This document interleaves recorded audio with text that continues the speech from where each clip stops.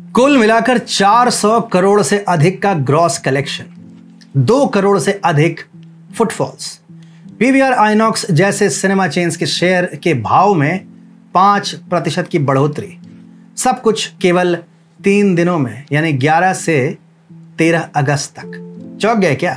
चौंकना भी चाहिए। भारतीय सिनेमा की बंजर भूमि पर धन वर्षा नहीं हुई, अभी तो ऐसा जल प्लावन आया है जो अब रोके न रुकेगा। 3 दिनों में भारतीय सिनेमा, विशेषकर बॉलीवुड की प्यास तृप्त हो गई। लोग भर भर के सिनेमा हॉल जा रहे हैं, परंतु इन सब में एक इकाई ऐसी है जिसे उसका उचित सम्मान नहीं दिया जा रहा है, सिंगल स्क्रीन थिएटर्स। नमस्कार, मैं हूं अतुल मिश्रा और आज मैं बात करूंगा उन सिंगल स्क्रीन थिएटर्स की जिनके बिना भारतीय सिनेमा अधूरा है और जो भारतीय सिनेमा के लिए प्राणवायु के सदृश है। जब गदर 2 का ट्रेलर आया तो इसे मिश्रित प्रतिक्रिया मिली। कई लोगों को लगा कि यह फिल्म पहले जैसी नहीं है। कुछ विश्लेषकों ने यहां तक बोला कि अब वो पहले वाली बात नहीं, देखिए अब स्वतंत्र देश के स्वतंत्र नागरिक हैं, यहां सबको अपनी बात रखने की पूर्ण स्वतंत्रता है। परंतु हद तो तब हो गई जब इन्होंने वो दुस्साहस किया जो स्वयं करण जौहर भी सपने में भी नहीं सोच सकता। इन्होंने गदर 2 को सिंगल स्क्रीन के योग्य बताया।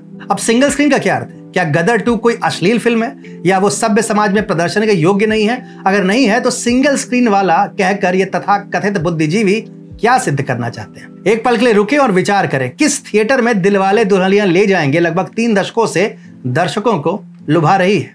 कोई भी समझदार व्यक्ति यही बताएगा कि मुंबई का प्रतिष्ठित मराठा मंदिर है वो सिनेमा। लेकिन क्या यह सिनेमा हॉल एक विशाल मल्टीप्लेक्स है?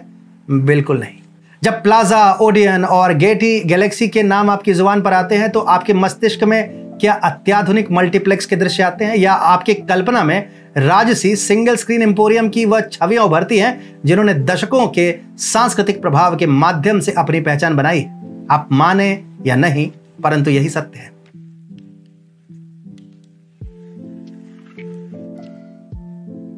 आपने कभी यह सोचने का प्रयास किया है कि कोविड महामारी के पश्चात बॉलीवुड फिल्मों की हवा क्यों टाइट है, जबकि दक्षिण भारत फिल्म उद्योग जो पैन इंडिया के रूप में विकसित हो रहा है, दिन प्रतिदिन नए आयाम प्राप्त कर रहा है? कोई कहेगा कंटेंट, कोई कहेगा स्टार्स की लोकप्रियता, परंतु एक प्रमुख कारण है सिंगल स्क्रीन के प्रति दोनों उद्योगों के व्यवहार में अंतर।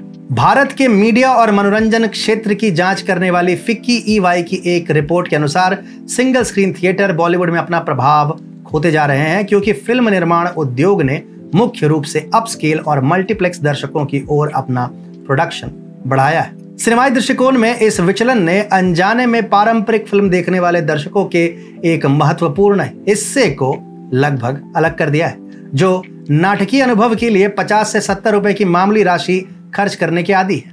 इसके विपरीत मल्टीप्लेक्स में लागत 3 से 4 गुना बढ़ जाती है।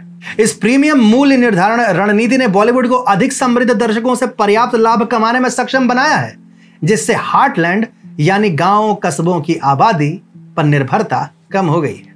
इसके विपरीत दक्षिणी फिल्म उद्योग इस नाटक से कोसों दूर है। उनके लिए जन समूह सर्वोपरि है, चाहे वह किसी भी माध्यम से आए। भारत भर में अधिकांश मूवी स्क्रीन लगभग 2/3 400 से कम दर्शकों को समायोजित करती है।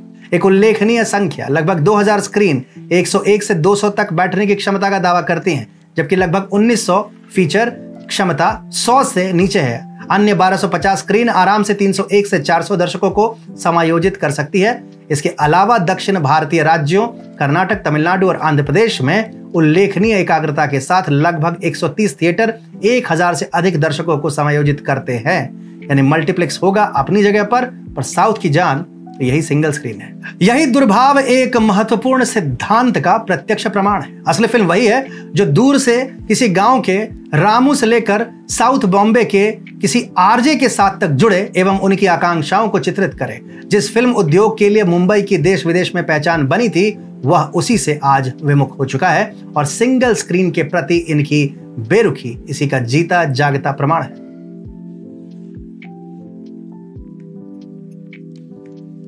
उपरोक्त बातों से अगर तुलनात्मक अध्ययन किया जाए तो यहां पैन इंडिया का प्रभाव बहुत अधिक है।